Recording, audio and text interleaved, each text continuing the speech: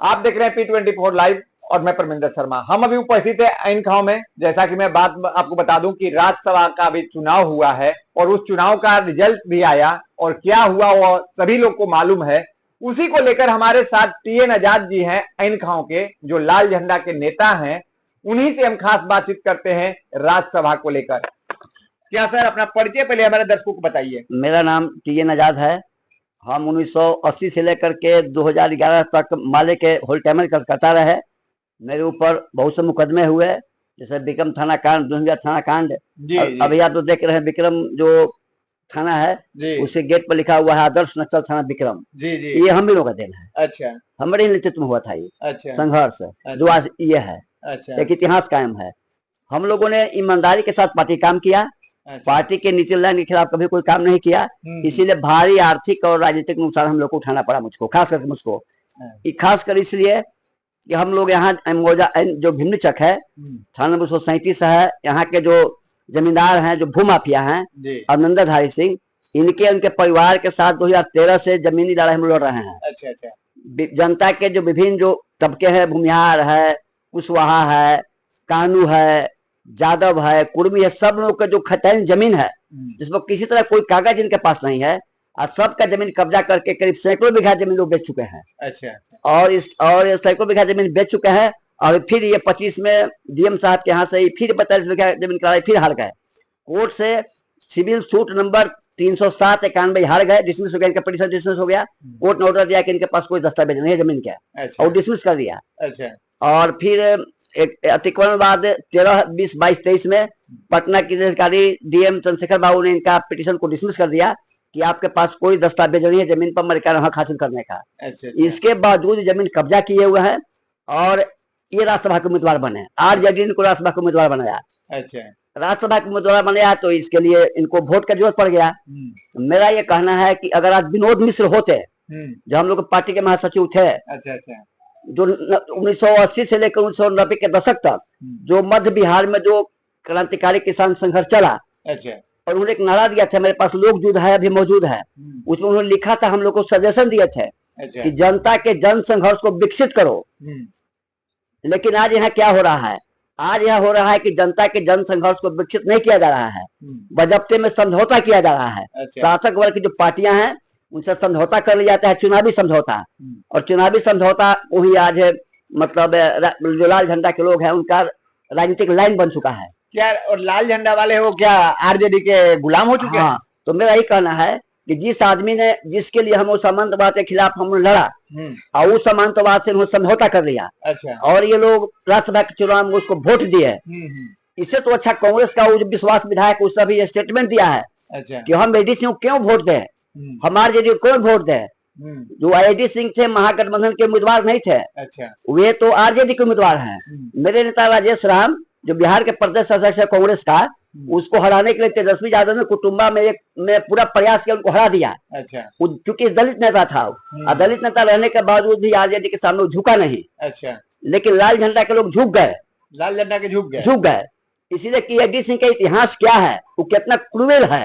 हम दावे के साथ कहते हैं कि अभी वर्तमान समय में जो मेरा इनकम का जो लड़ाई चल रहा है, जमीन लड़ाई जो जनता का, हम दावे के साथ कहते हैं कि यहाँ के चंगेज खां है। अच्छा अच्छा। चंगेज खां से कम नहीं है। अगर किसी पार्टी में अगर दम है आके जांच कर ले, जमीन पर जांच कर ले AD सिंह का क्या मतलब है, उनका कर्तव्य है, क्या काम किया है, उसने जनता के ऊपर कितना मुकदमे दर्ज किया फर्जी, कितना पुलिस से पिटवाया है, कितना दमन किया है, जो भी इसका जारी है, इसका जांच कोई नहीं करता है। जबकि यहाँ स्थानीय विधायक है लाल झंडे का, वो भी कभी से खिलाफ बोले नहीं विधानसभा में। तो लाल झंडा वालों ने RJD के सामने सरेंडर कर दिया है। वो जो कहता है वही करते हैं। इसी का परिणाम है कि आज यहाँ 15, 20, 18 विधायक थे, आज 2-3 विधायक पर सिमट गए। इसलिए कि जनता नहीं जमे। मैं तो अभी दौरा करता हूँ, औरंगाबाद तक हम संगठन देख रहे हैं। किसी भी गांव में इनके पास कैडर नहीं है कि जनता के बीच में जाता हो। अच्छा। पटना में एथी में बैठे होकर के विधायक क्लब में बैठ करके विधानसभा के जो इनका जो हाउस मिला उसमें बैठ करके टीवी देख करके ये लोग पार्टी चला रहे हैं। अच्छा। इनके पास कोई ग्रास रूट का कार्यक्रम नहीं है अब। अच्छा। इसीलिए हम लोग, मेरा कहना है कि पार्टी लाल झंडा के लोग विलोपवाद का शिकार हो गया है। इसीलिए विलोपवाद के खिलाफ जनता को वैचारिक संघर्ष तेज करना पड़ेगा, तभी लोग रास्ता पाएंगे। और नहीं तो ये लोग जो स्थिति सीपीआई का हुआ वही स्थिति आज माले का होने जा रहा है, और वही स्थिति पूरे वामपंथी पार्टियों का हो जाएगा कि जो हिंदुस्तान में, जो पश्चिम बंगाल में, अन्य जगह पर जिनका जो स्थिति जमाडोल हो गया है, इसका कारण यही है कि नौकरशाही पर भी आधारित हो गए। सरकार में जाने के बाद सरकारें जो कहा, जो अफसर कहता तो वही सुनते थे, जनता से खबर गए। जैसे ही आज जो है आरजेडी जो है ये वामपंथी पार्टियों को अपना गुलाम बना लिया है, इसीलिए ये लोग नतमस्तक उसके सामने, और इसीलिए जनता से कट चुके हैं। तो ये स्थिति है कि आरजेडी चुनाव जो हारा, एडी सिंह कुकर्म करके इतना पैसा कमाया। अच्छा, हम लोग को इतना जमीन बेच के संपत्ति बनाई, और इस संपत्ति से ही राजनीति कर रहा है। यहाँ हम लोग लड़ाई में दरोगा पर, थाना प्रभारी पर, एसडीओ पर, सीओ पर पैसा देकर के राज्यसभा का मेंबर होने के नाम पर धौंस जमाता है, जिसको दरोगा बता देगा, धौंस जमाता है, और दौड़ जमा कर हम लोग पर फर्जी मुकदमे कर रहा है। फिलहाल मेरे ऊपर 3-4 मुकदमे किया इन्होंने, अभी फिलहाल किए। हाँ, अच्छा, क्या मुकदमा किया कि मेरा जमीन पे कब्जा कर रहे थे। अच्छा। जब उस पर हम धरना दे रहे थे, और धरना दे रहे थे तब मुकदमा करने के मुझसे रंगदारी मांगे 25 लाख रुपया, और ये मेरे जमीन पर कब्जा कर लिया है। अच्छा। और चार्जशीट हो गया, पुलिस इनके पक्ष में था, पैसा दिया, चार्जशीट हो गया, कोर्ट में हमको जमानत करना पड़ा। ये स्थिति है। मतलब मेरा कहना है कि जो भी दल है, जो भी पार्टी है, आरजेडी को जो वोट दिया है एडी सिंह को, वो लोकतंत्र विरोधी है।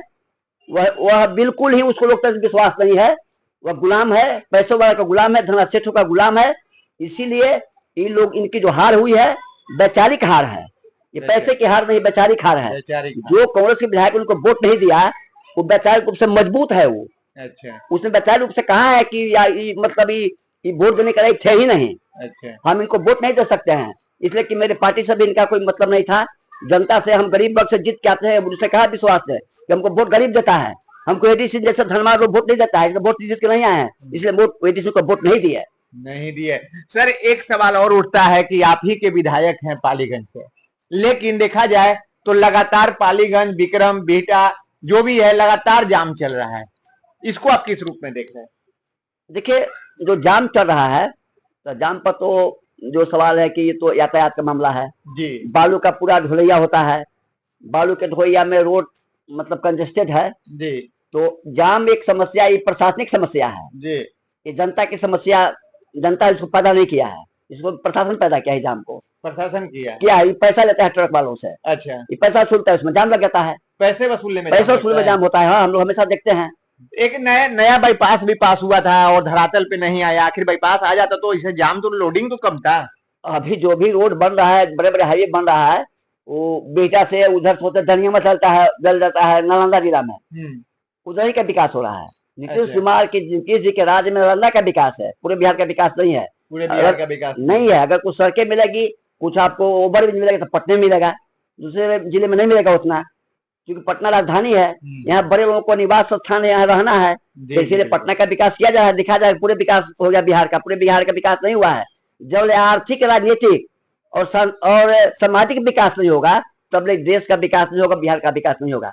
तो बिहार में की जो पार्टियां हैं, वो जनता के आर्थिक, राजनीतिक और सामाजिक विकास की लड़ाई नहीं लड़ रहे हैं। अच्छा। लालू यादव कभी भी सामाजिक न्याय की लड़ाई नहीं लड़े। वो अच्छा, कौन सी लड़ाई लड़े? उन्होंने जो लड़ाई लड़ा, इस्तेमाल किया गरीबों को इस्तेमाल किया। जैसे कि 1990 के दशक में संघर्ष चल रहा था, इन्होंने रणवीर सेना का इस्तेमाल किया, इन्होंने पीपुल्स वार का इस्तेमाल किया, और दोनों को इस्तेमाल करके इन्होंने माले को दबाया। लेकिन गरीब के मसीहा तो लालू यादव कहे जाते हैं। मीडिया का मसीहा है, मीडिया इसको प्रचारित करता है। अच्छा, जैसे आज मोदी जी के प्रचारित करता है मीडिया के लोग कि विश्व गुरु हैं, लेकिन सच्चाई क्या आपके देश के सामने है। इसी तरह से लालू जी को मीडिया वाले प्रचार करके सामाजिक न्याय के नेता बताते हैं, सामाजिक न्याय के नेता नहीं है। ये हम लोगों को माले के लोग दमन किया है। उन्हीं के दशक में संघर्ष किए हैं, रणवीर सेना का इस्तेमाल किए, पीटर जी का इस्तेमाल किए, और हम लोग को मारे, हम लोग को हमारे जो आधार थे उसको कमजोर करने का प्रयास किया। तो मैंने टीएन आजाद जी की आवाज जो है मैंने आप तक रखा, लेकिन मैं बता दूं कि टीएन आजाद जी का साफ साफ शब्दों में कहना है कि आरजेडी जो पार्टी है, वो माले के जो कार्यकर्ता हैं, उनके साथ महागठबंधन जुड़े हुए हैं, उनके साथ वो बिक चुके हैं, गुलाम हो चुके हैं। कांग्रेस का बयान जो है, उसको बयान को लेकर टीएन आजाद जी ने अपना बयान दिए। और मैं साफ साफ बता दूं कि जो पालीगंज और बिहटा और विक्रम और दुल्हिन बाजार जो जाम है, उसको लेकर भी मैंने टीएन आजाद जी से बात किया, तो इनका कहना है कि जो ये जाम नहीं, ये पुलिस प्रशासन का जाम है। पुलिस प्रशासन पैसे लेने के लिए इल्जाम लगाती है। क्या जी? हाँ बिल्कुल। तो मैंने अपना इनका टीएनजी का बयान रखा अब तक, लेकिन आप भी अपना राय अवश्य कीजिएगा कि जो टीएनजी ने बताया क्या इसमें कितनी सच्चाई है, वो आप अपने कमेंट राय अवश्य करेंगे। लाइक से करना भूले। जय हिंद, जय बिहार।